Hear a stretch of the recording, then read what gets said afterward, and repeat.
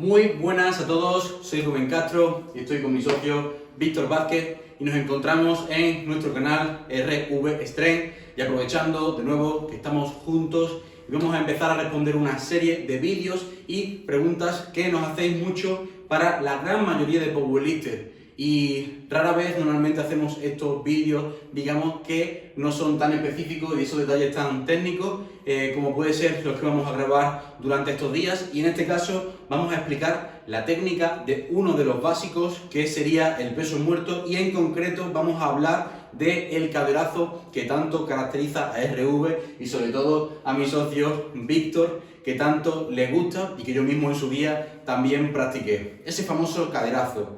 ¿Qué es el caderazo? Bueno, no es nada más y nada menos que un tipo de setup dinámico dentro del propio peso muerto, y como sabemos hay diferentes tipos y técnicas a la hora de ejecutar un peso muerto.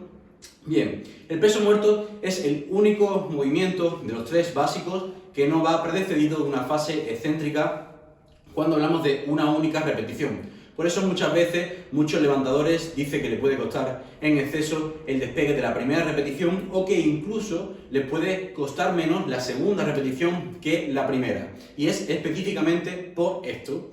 Por ello hay un montón de técnicas que podemos entrar en detalle, y es básicamente analizar este setup. El setup puede ser estático, como yo lo hago, en el que me coloco en la barra y simplemente voy a crear tensión y de aquí subo. No necesito hacer ningún tipo de gesto o inercia o movimiento, y es normalmente la técnica que recomendamos cuando empezamos a aprender lo que sería un peso muerto, ¿vale?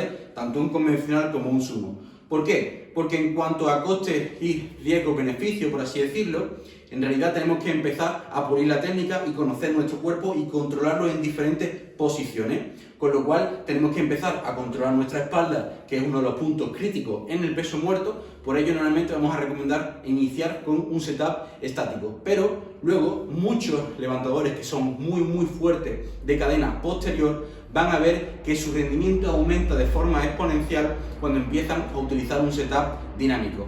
Y dentro de estos setups dinámicos que nos podemos encontrar el rolido, que nos podemos encontrar el coger aire arriba y caer en picado, nos encontramos también con el caderazo, que incluso dentro del propio caderazo hay diferentes tipos de técnicas, como nos va a enseñar Víctor.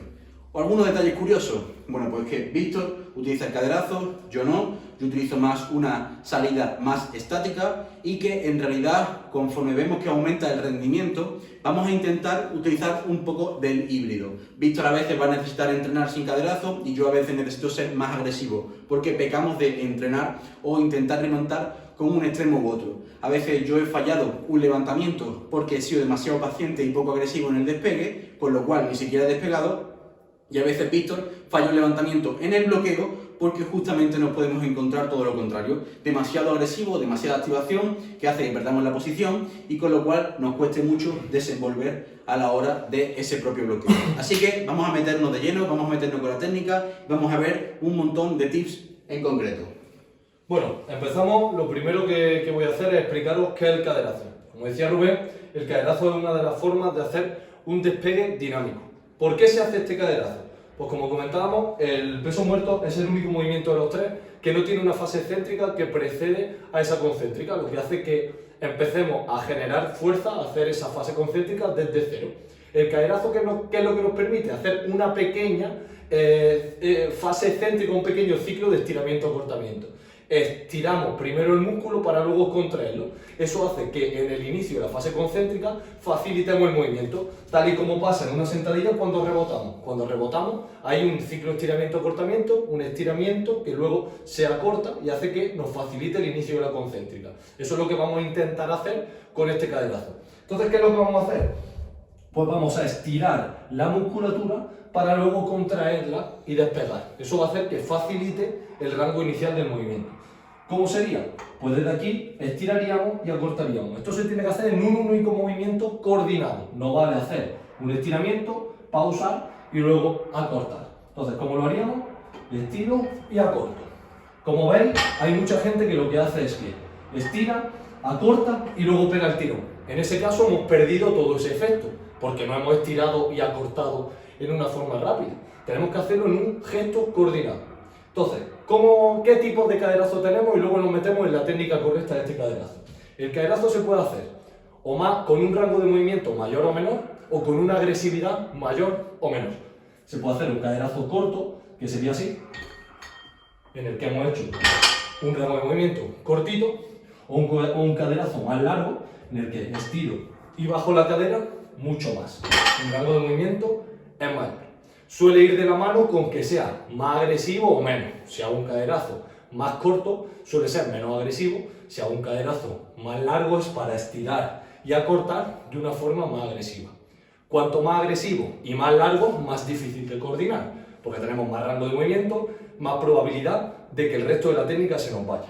Así que bueno, yo creo que con esto tenemos los dos tipos, nos vamos a meter en la técnica, que es lo más importante. Como decía Rubén, esto es un gesto avanzado, es decir, no es para todo el mundo. Primero hay que aprender a despegar sin caderazo. ¿Por qué avanzado? Porque hace que la técnica se complique mucho más. Hay mucho más riesgo de perder la técnica. Tenemos que tener en cuenta que es muy importante generar tensión para no perder la posición en la espalda. Que ese caderazo no se puede caer en chepar, no consiste en cheparme y acercar la cadera a la barra. La espalda siempre va a estar neutra y lo que vamos a buscar es que el gesto venga de la cadera, de aductores, glúteos e isquios. No me chepo para meter la cadera hacia la barra.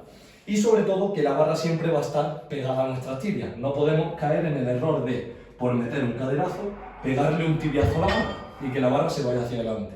Porque por intentar facilitar el despegue vamos a perder el resto del levantamiento. Una vez la barra se separa de nosotros, es muy difícil volver a traerla. Así que vamos por partes. Lo primero que vamos a hacer es, igual que si no fuésemos a hacer caderazo, generar tensión.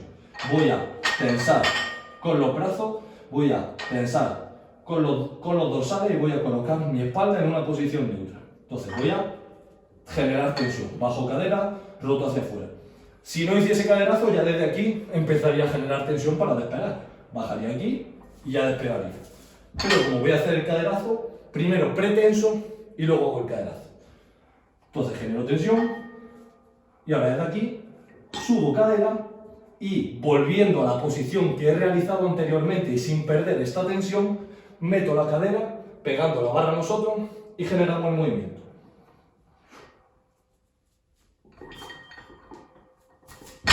Como veis, no es solo un movimiento de abrir y cerrar, sino que tenemos una pretensión antes y lo coordinamos todo. Muy importante, volver a la posición anterior, rodilla hacia afuera, glúteo activado y barra pegada a nosotros. Luego tenemos, ¿verdad, Rubén? Caderazo partiendo desde cadera alta, que sería una variante de este. Aquí nos vamos a poder encontrar que algunos puntos interesantes que vamos a tener en cuenta con el caderazo, y es que, por ejemplo, Víctor tiene una posición más horizontal que yo, ¿no? Y se relaciona el hacer un caderazo con una posición más horizontal y normalmente tirando más de esa cadena posterior. Pero como decía Víctor, es importante que ganemos también esa pretensión inicial, ¿bien? Cuando hacemos un caderazo con una cadera más alta, es un tipo distinto que en realidad lo que intenta es ser un poco más agresivo, pero en un rango más concreto, en el que no hace esa pretensión, sino simplemente como si fuese a meternos en una propia sentadilla. Entonces estoy tensando la barra y en vez de partir aquí y luego hacer el caderazo, tenso la barra mientras estoy aquí con la cadera alta y meto. ¿Vale? Es otro tipo distinto, sin embargo no es el que solemos recomendar, no es el que más nos gusta, es para personas que tienen los isquios muy fuertes y les gusta sentir mucho los isquios al hacer el propio peso muerto. Nosotros solemos recomendar, y sobre todo más aún en el peso muerto sumo, que es donde estamos viéndolo, que intentemos ganar una posición un poco más vertical, involucrar bien los cuádriceps, las piernas, y sobre todo vamos a repasar algunos aspectos críticos. Víctor, colócate, y que no solemos olvidar. Cuando hacemos un caderazo, vamos a colocarnos en la posición de sumo, normalmente las personas que lo utilizan, la mirada la llevan un poco más abajo, muy relacionado con esa posición más, digamos, dominante de cadena posterior y menos vertical. Pero tenemos que seguir manteniendo esa tensión, agarramos y crecer. La cabeza, el cuerpo, digamos que las escápulas descienden, ¿vale? No se quedan encogidas, sino que descienden para intentar ganar el mínimo rango de movimiento, digamos que acortar todo lo que podamos y tocar en la cabeza tocar el techo con la cabeza. crecer a nivel del cuello. Entonces, normalmente tras el caderazo se pierde la tensión en las dorsales, en el tren superior, y es importante que tengamos en cuenta ese aspecto. Luego, tras colocarnos y tener en cuenta estos primeros puntos, que tenso la barra, le quito la holgura, le saco la holgura, crezco, desciendo las escápulas, las rodillas siguen empujando hacia afuera. Y ahora ya cojo aire y meto, ¿ok? Importante, primero tenso, luego cojo el aire, tenso el tren superior, empujo la rodilla hacia afuera y ya meto el caderazo, ¿ok? Esto también, visto, se puede aplicar, por supuesto, al peso muerto convencional. Nosotros somos especialistas, sobre todo en ese peso muerto sumo que vamos a defender para powerlifting, pero eso no significa que no se pueda meter en un peso muerto convencional. ¿Qué ocurre con el peso muerto convencional normalmente? No suele ser tan crítico el despegue, sino la zona media, ¿ok? Con lo cual no suele ser tan crucial o tan importante, pero se puede introducir sin ningún tipo de problema. El principal problema, ¿cuál es? Que ahí, al estar sin la rodilla abducida hacia afuera, normalmente sí le metemos una patada o un rodillazo a la rodilla. Entonces, ¿cómo podríamos ejecutar un caderazo en el peso muerto convencional? En el caso del convencional ya no tendríamos esas dos opciones de corto o amplio, sino que nos quedaríamos con un caderazo corto. Un caderazo corto principalmente porque en el convencional no vamos a bajar la cadera como en el sumo aquí abajo, entonces no tenemos ese rango de abrir y cerrar. En el peso muerto convencional el caderazo siempre va a ser cortito. ¿Y por qué no va a ser también amplio? Porque, como decía Rubén, si fuese más amplio, las rodillas en el convencional sí avanzan y nos pegaríamos contra la barra. Entonces, en el caso del convencional va a ser un caderazo cortito, lo mismo, vamos a generar tensión, nos colocamos en la posición inicial y desde aquí cojo aire y le doy el caderazo. Como veis, es un caderazo más corto y sobre todo con la idea de no meterle con la tibia a la barra, porque se nos iría hacia adelante y perderíamos la posición. Convencional. Se va a usar en menos casos y sobre todo va a ser con un rango de movimiento más corto para ir con esa velocidad extra, pero sin perder la posición.